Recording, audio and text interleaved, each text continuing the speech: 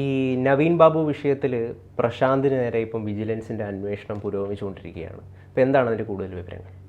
പ്രശാന്തിനെതിരെ vigilance അന്വേഷണം ആവശ്യപ്പെട്ടുകൊണ്ട് കണ്ണൂർ മുൻ മേയറും കോൺഗ്രസ് നേതാവുമായ ടി.ഒ. മോഹനനാണ് പരാതി നൽകിയിരിക്കുന്നത്. ആ പരാതിയുടെ അടിസ്ഥാനത്തിലാണ് വിജിലൻസ് അന്വേഷിക്കുന്നത്. ഈ പ്രശാന്തനാണ് ഇതിൻ്റെയൊക്കെ ഈ നവീൻ ബാബുവിൻ്റെ മരണവുമായി ബന്ധപ്പെട്ട പരാതികളുടെയൊക്കെ ഒരു കണ്ണിയും ഒരു തുടക്കവും. കാരണം 10-ാം തീയതി നവീൻ ബാബു മരിച്ച ദിവസം ആണ് പ്രശാന്തൻ മാധ്യമങ്ങളുടെ മുന്നിൽ വരുന്നത്. നവീൻ ബാബുവിനെ തൻ്റെ നിന്ന് കൈക്കൂലി വാങ്ങി അതിനുള്ള പരാതി വിജിലൻസിനും മുഖ്യമന്ത്രിയുടെ ഓഫീസിനും അയച്ചു എന്ന് പറയുന്നു. പിന്നീട് അന്വേഷണത്തിൽ അത് വ്യാജമാണെന്ന് തെളിയുന്നു. പിന്നീട് പോലീസ് വീണ്ടും ചോദ്യം ചെയ്യാൻ വിളിപ്പിച്ചപ്പോൾ അതിലെ പേരും ഒപ്പും തമ്മിൽ വ്യത്യാസമുണ്ട് എന്നറിയുന്നു. പോലീസ് ചോദ്യം ചെയ്യാൻ വിളിപ്പിച്ചപ്പോൾ ലോകത്താരും പറയാത്തൊരു മറുപടിയാണ് പ്രശാന്തൻ പറഞ്ഞത്, എനിക്ക് 2 ഒപ്പുണ്ടെന്ന്. അങ്ങനെ 2 ഒപ്പുണ്ട് എന്ന് പറയുന്ന ആളെ അപ്പം തന്നെ പിടിച്ച് പോലീസ് അകത്തിടണം. ഇവിടെ എന്താണ് പോലീസ് ഇങ്ങനെ നോക്കുകുത്തികളായി നിൽക്കുന്നതെന്ന് നമുക്ക് മനസ്സിലാകുന്നില്ല. അതൊരു സൈഡിൽ നിൽക്കുന്നു. ഒരു ചോദ്യം പ്രധാനപ്പെട്ടതാണ്.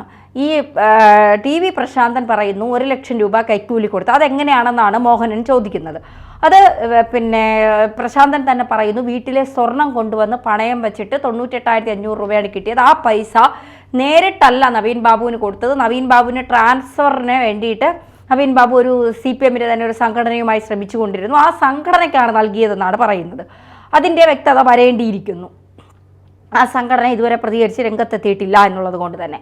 അപ്പോൾ തീർച്ചയായിട്ടും ഈ പറയുന്ന സ്വർണം വച്ച ദിവസം, പണയം വെച്ച സമയം, അല്ലെങ്കിൽ ഈ നവീൻ ബാബുവിന് വേണ്ടി തന്നെയാണോ, അല്ലെങ്കിൽ ഇത്തരം ഇടപാടുകൾക്ക് വേണ്ടി തന്നെയാണോ സ്വർണം പണയം വെച്ചത്, വീട്ടിലെ സ്വർണം തന്നെയാണോ വെച്ചത്, ഇങ്ങനെ പല ചോദ്യങ്ങളും അതിൻ്റെ പിന്നിലുണ്ട്. പക്ഷേ ഇത് ഏറ്റവും പ്രധാനപ്പെട്ട ഒരു ചോദ്യം, ഈ പള്ളിയുടെ ഭൂമിയാണ് പാട്ടത്തിനെടുത്തുകൊണ്ട് ഈ പെട്രോൾ പമ്പ് തുടങ്ങാനായി പ്രശാന്തൻ തീരുമാനിച്ചത്. അതിന് ഏകദേശം 23 ലക്ഷം രൂപയാണ് ആ ഭൂമിക്കായി നൽകിയത്. പരിയാരം മെഡിക്കൽ കോളേജിൽ ഒരു താൽക്കാലിക ജീവനക്കാരനാണ് ഈ പ്രശാന്തൻ എന്ന് പറയുന്ന വ്യക്തി. ഈ പ്രശാന്തനെ എവിടെ നിന്നാണ് ഈ ഇത്രയും പണം കിട്ടിയത്? ഈ സാമ്പത്തിക സ്രോതസ് എന്താണ്?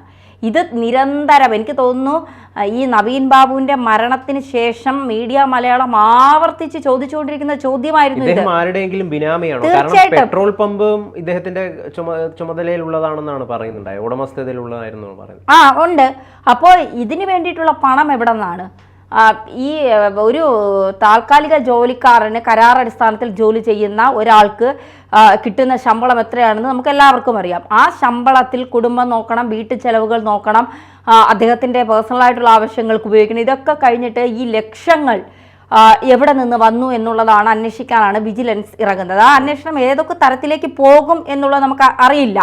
പ്രത്യേകിച്ച് നവീൻ ബാബുവിനെതിരെ ആദ്യം അഴിമതി ആരോപണം ഉന്നയിച്ച് രംഗത്തെത്തിയത് TV പ്രശാന്താണ്. അപ്പോൾ പ്രശാന്തിൻ്റെ പിന്നിൽ എന്താണ്? പ്രശാന്തിന് വേണ്ടി നിരന്തരം ADMനെ വിളിച്ചുകൊണ്ടിരുന്നത് PP ദിവ്യയാണെന്ന് പറയുന്നത്. അപ്പോൾ PP ദിവ്യയും പ്രശാന്തനും തമ്മിലുള്ള ബന്ധം എന്താണ്? അത് ഒരു തരത്തിൽ ചിലപ്പോൾ വെട്ടിക്കളി സഖാക്കൾ പറയും, ദിവ്യയുടെ ഭർത്താവും TV പ്രശാന്തും ഒരുമിച്ചാണ് ജോലി ചെയ്യുന്നത്, അങ്ങനെയുള്ള ബന്ധമാണ് എന്ന് പറഞ്ഞ് അതിനെ പക്ഷേ ഒരു കൂടെ ജോലി ചെയ്യുന്ന ഭർത്താവിൻ്റെ സുഹൃത്തിന് വേണ്ടി നിരന്തരം ഒരു ADMനെ വിളിച്ചുകൊണ്ട് ഇത്തരം ഈ ഒരു കാര്യത്തിൽ NOCയുമായി ബന്ധപ്പെട്ട കാര്യത്തിൽ പെട്ടെന്ന് തന്നെ തീരുമാനമുണ്ടാക്കണമെന്ന് ദിവ്യ പറയണമെങ്കിൽ ദിവ്യയ്ക്കും ഇതിൻ്റെ പിന്നിൽ എന്തൊക്കെയോ നിഗൂഢതകൾ ഒളിപ്പിക്കുവാനുണ്ട്, അല്ലെങ്കിൽ ദിവ്യയ്ക്കും ഇതിൻ്റെ പിന്നിൽ എന്തൊക്കെയോ ഇടപാടുകൾ ഉണ്ട് എന്നുള്ളത് മാത്രമല്ല. ഈ NOCയുമായി ബന്ധപ്പെട്ട് ഈ TV പ്രശാന്തൻ നവീൻ ബാബുവിനെ സമീപിച്ചിരുന്നു. നിരന്തരം നവീൻ ബാബുവിൻ്റെ പുറകെ നടന്ന് ഇത് ഈ NOC നേടിയെടുക്കാനാണ് ഈ പ്രശ്നങ്ങളൊക്കെ ഉണ്ടായത്. ആ NOC കിട്ടിയത് എങ്ങനെയാണ് NOC കിട്ടിയത് എങ്ങനെയാണ് എന്ന് മനസ്സിലായത് കൊണ്ടാണ് നവീൻ ബാബുവിനെ അവഹേളിക്കാനും അപമാനിക്കാനുമായി ദിവ്യ എത്തിയത് എന്നാണ് ദിവ്യ യാത്രയപ്പ് ചടങ്ങിൽ തന്നെ പറഞ്ഞത്. അപ്പോൾ അതുമാത്രമല്ല, NOCക്ക് വേണ്ടി നിരന്തരം PP ദിവ്യയെ ഈ പ്രശാന്തൻ വിളിച്ചുകൊണ്ടിരിക്കുന്നു എന്ന് പറയുന്നു. അപ്പോൾ പ്രശാന്തനും ദിവ്യയും പ്രശാന്തൻ്റെ ഭർത്താവും തമ്മിൽ എന്തൊക്കെയോ ഇടപാടുകൾ, ബിനാമി ഇടപാടുകൾ, റിയൽ എസ്റ്റേറ്റ് ഇടപാടുകളൊക്കെ ഉണ്ട്. മാത്രമല്ല ഈ ദിവ്യയുടെ സഹോദരൻ ഈ പെട്രോൾ പമ്പുമായി ഏതൊക്കെയോ തരത്തിൽ ബന്ധമുണ്ട് എന്ന് പറയുന്നു. അതിനെക്കുറിച്ച് ഇതുവരെ ആരും അന്വേഷിച്ചിട്ടില്ല. അപ്പോൾ ആ രീതിയിലേക്ക് അന്വേഷണം എത്തിയിട്ടില്ല. വിജിലൻസ് ഇപ്പോൾ കാണിക്കുന്ന ഈ പ്രഹസനം, ഇത് CBI വരാതിരിക്കാനായി സംസ്ഥാന സർക്കാർ കാട്ടിക്കൂട്ടുന്ന ചില ചില നെട്ടോട്ട ഓടുന്നതിൻ്റെ ഒരു ഭാഗം മാത്രമാണ്. കാരണം കേസ് ഡയറി ഹൈക്കോടതി ചോദിച്ച സ്ഥിതിക്ക് അന്വേഷണം ഏതുവരെ എത്തിയെന്ന് ഹൈക്കോടതിയിൽ അറിയിക്കണം. കോടതി ചോദിക്കുന്ന ചോദ്യങ്ങൾക്ക് ബബ്ബ അടിക്കാൻ കഴിയില്ല, കൃത്യമായ ഉത്തരം അവിടെ നൽകിയേ മതിയാകും. അപ്പോൾ തീർച്ചയായിട്ടും ഇപ്പോൾ കളക്ടറെ കേന്ദ്ര പിന്നെ സർക്കാരിലെ പരിശീലനത്തിലായി വിടുന്നു, കളക്ടറെ ഇവിടെ നിന്ന് മാറ്റുന്നു, പിന്നെ PPDBയെ ആളുകളുടെ കണ്ണിൽ പൊടിയിടാനായി തരം താഴ്ത്തുന്നു, പിന്നെ മഞ്ജുഷയുടെ വീട്ടിൽ ചെന്ന് കുടുംബാംഗങ്ങളുടെ മൊഴിയെടുക്കുന്നു, TV പിന്നെ പ്രശാന്തിനെതിരെ പിന്നെ വിജിലൻസ് അന്വേഷണം വരുന്നു, കളക്ടറുടെ മൊഴി വീണ്ടും രേഖപ്പെടുത്തും. അപ്പോൾ കോടതിയിൽ പറയാൻ കുറെ കാര്യങ്ങളായി ഇവർക്ക് എന്നുള്ളതാണ്. ഒരു മാസമായിട്ട് ഈ അന്വേഷണം നടന്നുകൊണ്ടിരിക്കുക. ഈ ഘട്ടങ്ങളിലൊന്നും ഇവർക്ക് ഈ കാര്യങ്ങൾ ചെയ്യാൻ വേണ്ടി തോന്നിയിട്ടില്ല. ഇല്ല, കോടതിയിൽ നിന്നൊരു ശാസന കിട്ടിയപ്പം എവിടെയാണ് കേസ് ഡയറി എന്ന് ചോദിച്ചപ്പം ഇപ്പം ദ്രുതഗതിയിൽ പല കാര്യങ്ങളും അന്വേഷിക്കാൻ വേണ്ടിയിട്ട് പാഞ്ഞു നടക്കുകയാണ് പോലീസ്. അതെ, അപ്പോൾ ഈ കോടതി ഇടപെടലുകൾ നടത്തി കഴിഞ്ഞാൽ കോടതിക്ക് അത് കൃത്യമായി ബോധ്യപ്പെട്ടില്ല എങ്കിൽ, കോടതി ഇപ്പോൾ പാർട്ടി സഖാക്കളെ ഭീഷണിപ്പെടുത്തുന്നത് പോലെ കോടതിയെ ഭീഷണിപ്പെടുത്താനൊന്നും കഴിയില്ലല്ലോ. കോടതി അവിടെ ഇരിയെന്ന് പറഞ്ഞാൽ അവിടെ ഇരിക്കേ പറ്റൂ, മാറിക്കോ അടുത്ത ആൾ അന്വേഷിക്കാൻ മാറട്ടെ എന്ന് പറഞ്ഞാൽ അത് അന്വേഷിച്ചേ മതിയാകൂ എന്നുള്ളതാണ്. അപ്പോൾ കോടതി ഇക്കാര്യം ഏറ്റെടുത്ത സ്ഥിതിക്ക് സഖാക്കൾക്ക് ഭയമാണ്, നെട്ടോട്ടത്തിലാണ്. കാരണം ഇത്രയും ജനശ്രദ്ധ ഈ കേസിന് കിട്ടുമെന്ന് സഖാക്കൾ പോലും കരുതിയിട്ടില്ല. പ്രത്യേകിച്ച് ഞങ്ങൾ ഒപ്പമുണ്ട് എന്ന് പറഞ്ഞ് ജനങ്ങളുടെ കണ്ണിൽ പൊടിയിട്ടുകൊണ്ട് അവരെ ചേർത്ത് പിടിക്കുകയും അതിലൂടെ ദിവ്യയെ രക്ഷിക്കുകയും ചെയ്യാമെന്നാണ് സഖാക്കൾ കരുതിയത്. പക്ഷെ അവിടെ മഞ്ജുഷ എന്ന് പറയുന്ന ആ ധീരയായ സ്ത്രീയുടെ, നവീൻ ബാബുവിന്റെ ഭാര്യയുടെ ചില ഇടപെടലുകൾ ഇവരെ ഞെട്ടിപ്പിച്ചു എന്നുള്ളതാണ്. മഞ്ജുഷ CBI അന്വേഷണത്തിന് പോകുമെന്ന് ഒരിക്കലും ഇവർ പ്രതീക്ഷിച്ചില്ല. പക്ഷെ മഞ്ജുഷ ഇപ്പോഴും പറയുന്നത്, കുടുംബത്തിന്റെ ഇപ്പോഴത്തെ ആരോപണം എന്താണ്, ദിവ്യയെ ശിക്ഷിക്കണമെന്നോ കളക്ടറുടെ കാര്യത്തിലും അല്ല, ഇത് കൊലപാതകമാണ്. ആ കൊലപാതകം ചെയ്തതാരാണ് എന്ന് അന്വേഷിക്കാനാണ് കുടുംബം ആവശ്യപ്പെടുന്നത്. അതിന് CBI വരണം. ഇതുവരെ കുടുംബം ഈ മരണത്തെക്കുറിച്ച് ഒരു രീതിയിലും പ്രതികരിച്ചിട്ടില്ല. കളക്ടർ കെട്ടിച്ചമച്ചതാണെങ്കിൽ അത് ആർക്ക് വേണ്ടിയാണ്, എന്താണ് എന്നുള്ളത് കളക്ടറെ കുറിച്ച് തുടക്കം മുതലേ കുടുംബത്തിന് അഭിപ്രായ വ്യത്യാസമുണ്ട്. മാനസികമായി നവീൻ ബാബുവിനെ പീഡിപ്പിച്ചതടക്കമുള്ള കാര്യങ്ങൾ കുടുംബം ആവർത്തിച്ച് പറയുന്നുണ്ട്. അതുകൊണ്ടാണ് ഈ സംസ്കാര ചടങ്ങുകളിലൊന്നും കളക്ടറെ കൊണ്ടുവരാത്തത്. പക്ഷേ ഈ കേസുമായി ബന്ധപ്പെട്ട് മഞ്ജുഷ പറയുന്നത്, അല്ലെങ്കിൽ കുടുംബാംഗങ്ങൾ പറയുന്നത്, ഇതൊരു കൊലപാതകമാണ്, കെട്ടിത്തൂക്കി കൊന്നതാണോ എന്ന് ഞങ്ങൾക്ക് സംശയമുണ്ട്, അത് അന്വേഷിക്കാൻ CBI വരണം.